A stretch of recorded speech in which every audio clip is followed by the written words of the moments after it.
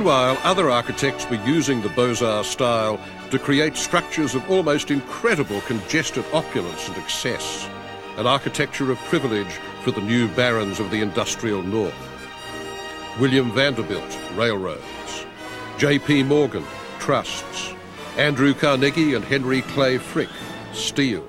The Astors, the Goulds. They built dream palaces for themselves along Fifth Avenue and on the shore of Newport, Rhode Island, their summer retreat. They called them cottages, vast eclectic affairs that seemed ridiculous to satirists even then.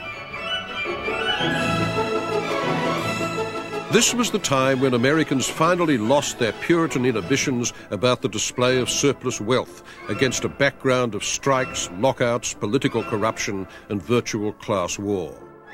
It was the Gilded Age. The super-rich lived tax-free and could spend limitless amounts to cover their untidy social origins.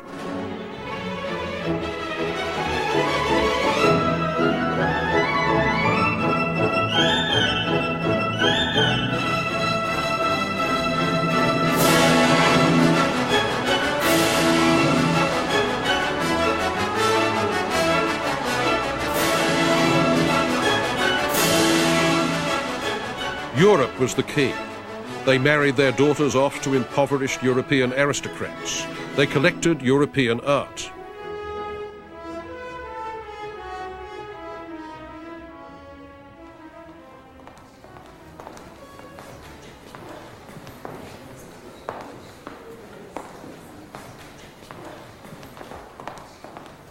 If you look up above you, we have another beautiful ceiling up here. Motif here are the four seasons. Again, this entire room was all designed and constructed in France, only to be dismantled to be brought over here for reassembly with its original cabinet makers. This is my favorite room. I just love the colors and the textures here in this room, and I love to imagine running in and flopping on the sofa after a hard day. Ordinary folk try to imagine how the rich live, but more to the point, so do the rich, especially in America, and they do it all the time. Let's say your name is Vanderbilt and you own half the country. It's easy to say to someone, my good man, I own half America. But the real test is whether you can behave like someone who does. And for this, a rich man needs help. Real American wealth in the 1880s is still pretty much uncharted territory, like the Rockies in the 1780s.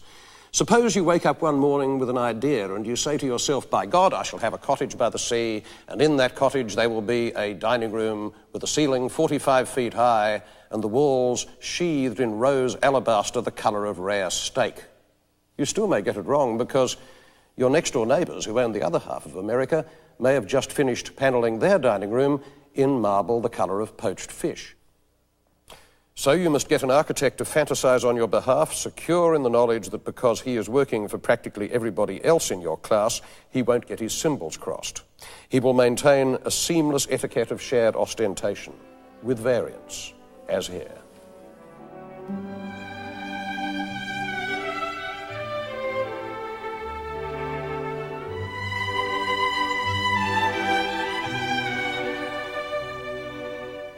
The chief architect of the plutocrats of Newport was Richard Morris Hunt, the most honoured architect in America, the Bernini of the Gilded Age. This house, the Breakers, is the biggest of all the Newport cottages. He built it in 1893 for Cornelius Vanderbilt II. It has 70 rooms and is in the style of a 17th century Baroque Genoese palace.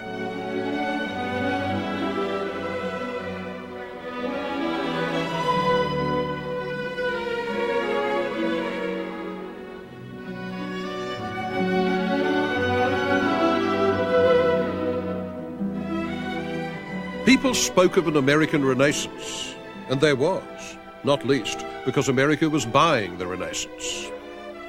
The great obsession of the Gilded Age was acquiring the trophies of a grander and more aristocratic Europe. If your family tree was a bit stubby or twisted, try that of the Medici. By collecting, you showed and reinforced your cultural confidence. It was J.P. Morgan whose name stuck to this process of wholesale collecting, Morganism. His library in New York was a treasure house of manuscripts, paintings, sculpture, drawings, enamels, jewellery, books. In the 1880s and 1890s, enormous art collections began to pile up in New York, Boston, Chicago, and today no one can study the Italian Renaissance without going to America. Art collecting, moreover, was a field that rich women could enter as easily as rich men.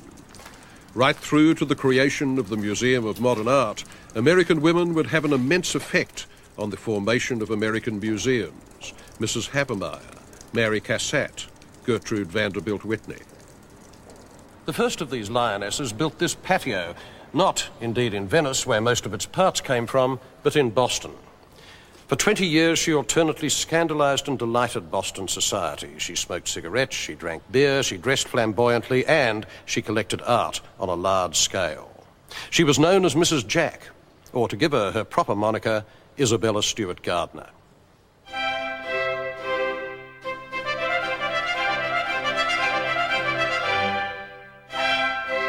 Mrs. Gardner was tough, generous, and a Democrat. She built a palace named Fenway Court in Boston and turned it into a public museum, free and open to everyone. Some of the more idealistic Bostonians felt it would come to act as a sort of spiritual clinic where discontented working people could assuage their resentments in the presence of great art. This socially therapeutic idea would hover behind the American Museum from then on. Unfettered lust for objects, overlaid with moral and educational idealism and pepped up with more than a hint of the department store, created the peculiar temple known as the American Museum. Gradually, across America, the museum began to replace the church as the focus of civic worship for the middle classes. The poor man Mrs. Jack did most to help, though, was a young and ferociously ambitious Jewish scholar from Boston, Bernard Berenson. She sponsored him. He became her mentor, and he turned into the most feared and respected expert on the Italian Renaissance. Collectors came to I Tatti, his house in the hills outside Florence, as people had once made the pilgrimage to visit Goethe in Weimar. His books and lists defined the canon, and he negotiated the swamps of conflict of interest very nimbly, for Berenson was not just a scholar but an art dealer, getting a kickback of 25% on the sale price of every picture he authenticated. The wily little Berenson played Mrs. Jack like a salmon, flattering her outrageously and coaxing her into ambition, sacrifice, and acquisition.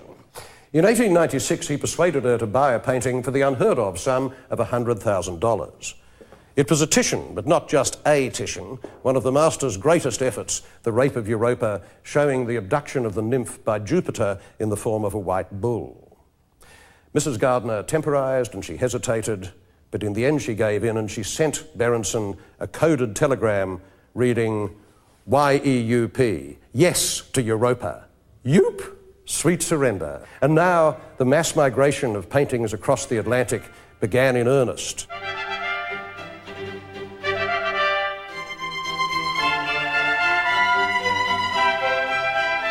But buying art was only one credential.